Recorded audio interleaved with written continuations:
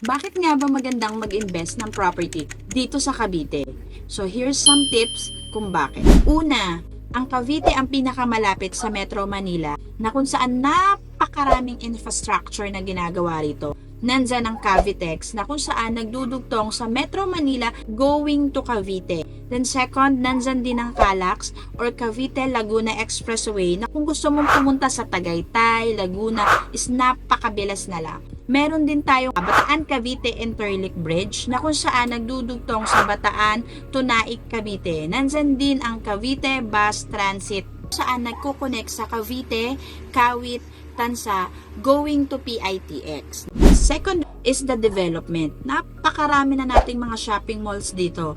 At meron na rin tayong tinatawag na Central Business District sa Maple Grove, Evo City, Stanza na talaga namang magpuproduce ng napakaraming job opportunities sa mga tao dito.